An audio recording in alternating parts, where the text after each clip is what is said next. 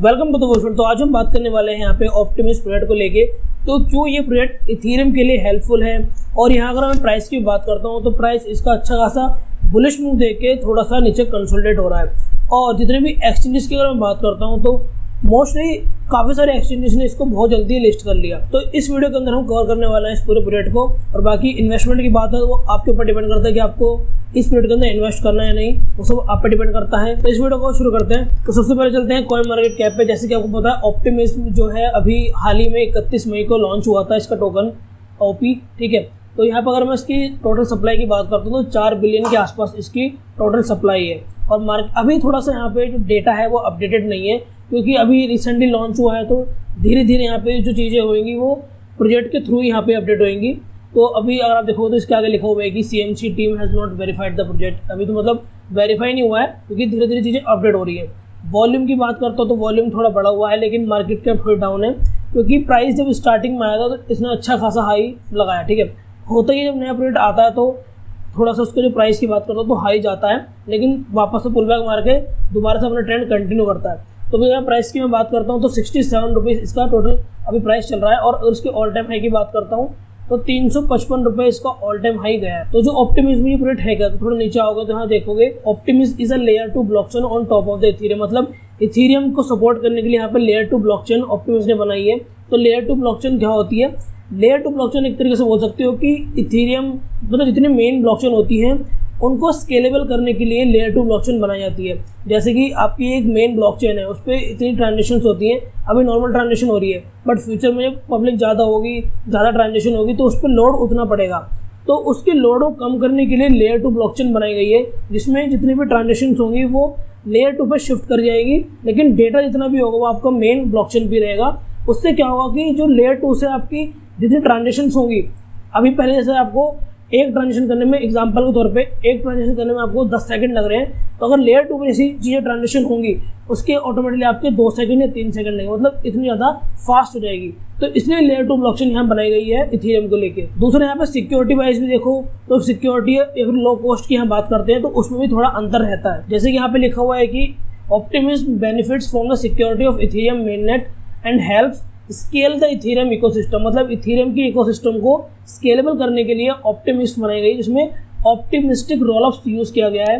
इसमें optimistic rollups क्या होता है कि नीचे आप देखोगे यहाँ पे लिखा हुआ है कि ऑप्टिमिस्टिक रोलअप्स क्या होता है कि optimistic rollups can trustlessly record transactions on the second layer blockchain and broadcast main. मतलब जो ट्रांजेक्शन हो रही है वो फर्स्ट लेयर ब्लॉकचेन पे कैसे जाए उसका प्रोसेस करने के लिए ऑप्टिमिस्टिक रोलअप्स यहाँ पे आता है, ठीक है। मतलब यहाँ पे वैलिडेशन भी होता है, मतलब यहाँ पे एक्सटर्नल वैलिडेटर होते हैं जो उस चीज़ को वेरीफाई करते हैं। मतलब सिंपल सा है कि जो लेयर 2 पे ट्रांजेक्शन हो रही है उसको ब्रॉडकास्ट करने के मतलब लेयर 1 से कनेक्ट करने के लिए यहाँ पे ऑप्टिमिस्टिक रोलअप्स यूज होता है। तो थोड़ा सा वापस अगर ऊपर आते हैं यहाँ पे तो और नीचे पड़ता है तो that means transactions are trustlessly recorded on the optimistic but ultimately secured on Ethereum. मतलब ट्रांजेक्शन होती रहेंगी लेकिन इथेरियम की जो सिक्योरिटी है वो उस पर कामयाब रहेगी, मतलब इथेरियम की सिक्योरिटी उस पर बनी रहेगी।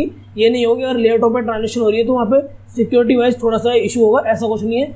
इथेरियम की यहाँ सिक्योरिटी रहने वाली है। और ट्रांजेक्शन की बात करें तो यहाँ पे लेयर 2 के ट्रांजेक्शन की मतलब लेयर 2 टेक्नोलॉजी की हेल्प से यहाँ पे ट्रांजेक्शन बहुत ज़्यादा फास्ट हो जाएगी। और यहाँ पे जो है एक तरीके से ब्रिजिंग वाला भी हिसाब है यहाँ पे कि अगर आपको इथेरियम से ऑप्टिमिस्टिक वाले पे अगर टोकन शिफ्ट करने का वो भी ब्रिज की हेल्प शिफ्ट कर सकते हो। लिखा हुआ है user can begin their journey on Optimism by adding the chain on their MetaMask and bridging tokens like ETH to the layer 2। तो 31 मई को यहाँ पे एयर ड्रॉप हुई थी, जिसमें 2.5 लाख से ज़्यादा यूजर्स को यहाँ पे एयर ड्रॉप यहाँ पे लोगों ने क्लेम करी थी।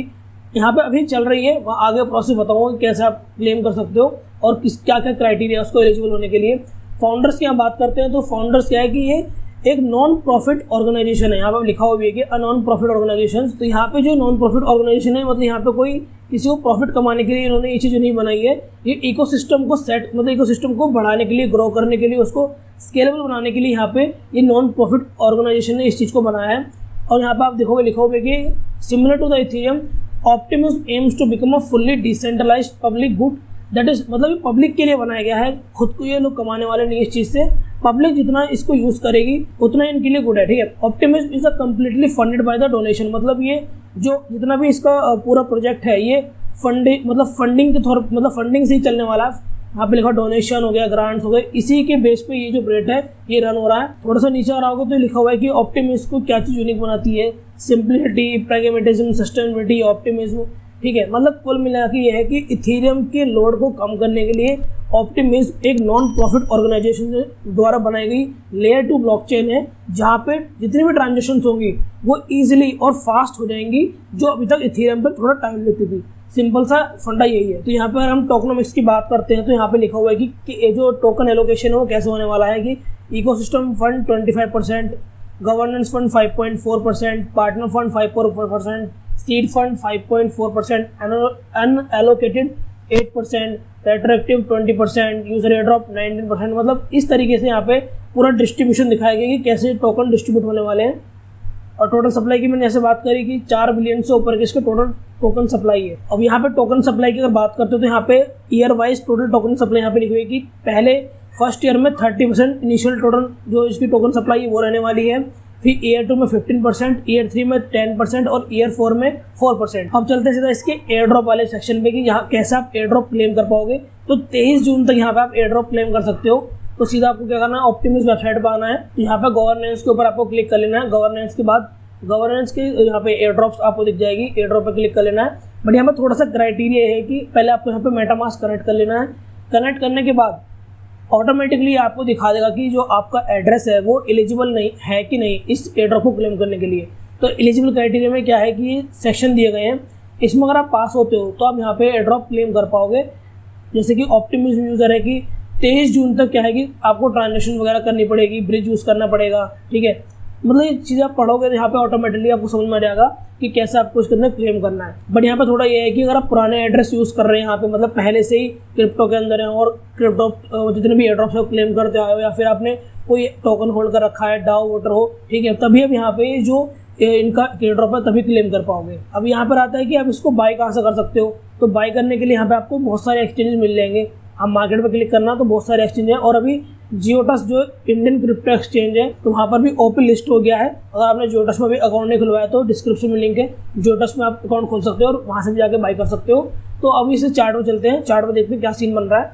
तो OP/USDT का मैंने चार्ट ओपन कर रखा है, 31 मई से पूरा डेटा यहाँ पर दिखा रखा है। ठीक है, तो यहाँ पर आप देखोगे इसका ये यहाँ पे हाई लगा है, यहाँ पे, ठीक है, थोड़ा सा इसको, हाँ, यहाँ पे इसका हाई लगा है और ये है इसका लो।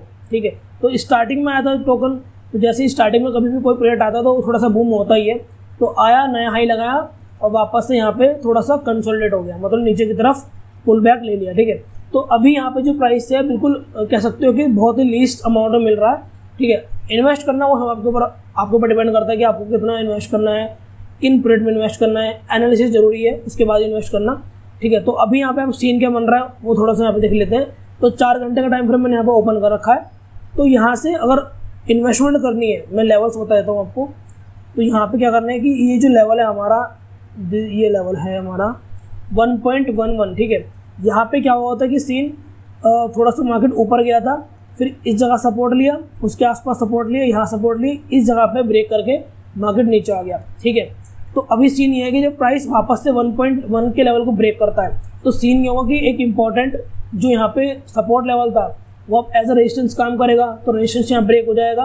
दूसरा यहाँ पे हमको एक जो बेयरिश ट्रेंड था, मतलब अगर आप देखोगे यहाँ पे तो एक बेयरिश ट्रेंड लाइन को ही फॉलो करता हुआ चल रहा है। यहाँ पे आया, फिर इस जगह पे सपोर्ट रेजिस्टेंस लिया, फिर थोड़ा मुंह नीचे की तरफ करा, फिर यहाँ रेजिस्टेंस लिया, फिर नीचे गिर गया। ठीक है, तो यहाँ पे सीन क्या होगा कि एक ये वाला लेवल ब्रेक होगा 1.1 का, दूसरा ट्रेंड लाइन यहाँ पे ब्रेक हो जाएगी। ठीक है, तो यहाँ पे भी आप नई इन्वेस्टमेंट डाल सकते हो।